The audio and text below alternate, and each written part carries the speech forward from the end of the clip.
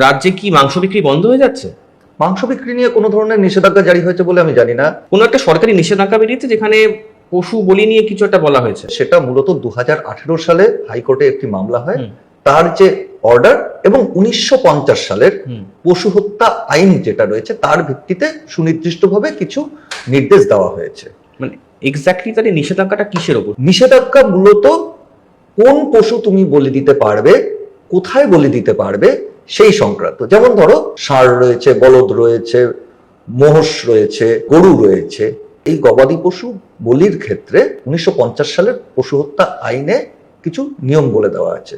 যেমন 14 বছর বয়সী বা তার বেশি বয়সী হতে হবে সেই গবাদি পশুকে।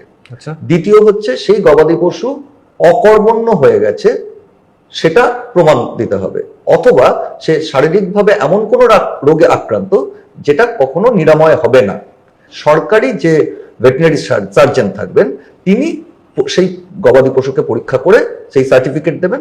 সরকারি ভেটেরিনারি সার্জন এবং পঞ্চায়েত এলাকায় পঞ্চায়েত সমিতির সভাপতি, পুরো এলাকায় পুরসভা, তারা যুগ্মভাবে সার্টিফাই করলে তারপরে সেই পশুকে হত্যা করা যাবে বা বলি দেওয়া যাবে।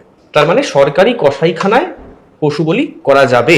সরকারি কসাইখানা ছাড়া আর কোথাও করা যাবে না। এখানে দ্বিতীয় যে নিয়মটা বলে দেওয়া হয়েছে, কোনো প্রকাশ্য জায়গায় পশু বলি হবে না। অনেক জায়গাতেই গ্রামের দিকে সরকারি কসাইখানা থাকে না, সরকার নির্ধারিত যে কসাইখানা রয়েছে সেখানে সেই বলি সম্ভব।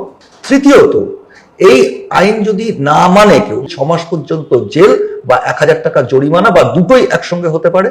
নতুন সরকার আসার পরেই সেই সিদ্ধান্ত জারি করে জানিয়ে দেওয়া হয়েছে এবং সেটা আগামী দিনে বলবৎ থাকবে। ধর্মীয় অনুষ্ঠানের ক্ষেত্রে কি হবে?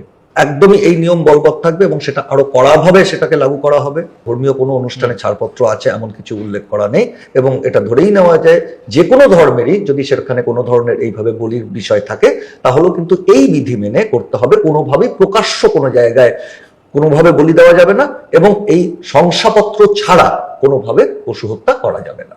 কলকাতা বা শহরতলিতে বিভিন্ন জায়গায় প্রকাশ্যে মাংস বিক্রি হয়। মাংস বিক্রির ক্ষেত্রে কোনো নিষেধাজ্ঞা নেই, কিন্তু পুরো এলাকায় প্রকাশ্যে মাংস বিক্রি, অর্থাৎ প্রকাশ্যে মানে যাতে দৃশ্য দূষণ না হয় সেক্ষেত্রে বেশ কিছু নিষেধাজ্ঞা আছে। এক্সিস্টিং যে লগুলো আছে সেগুলো আরো কড়াভাবে প্রয়োগ করা হবে এই ইঙ্গিত কিন্তু পাওয়া যাচ্ছে সরকারি যে পদক্ষেপ সেই পদক্ষেপ থেকে। নিত্য নতুন ভিডিও দেখতে আমতা টিভি ফলো করে রাখুন। ধন্যবাদ আমাদের সঙ্গে জুড়ে থাকার জন্য।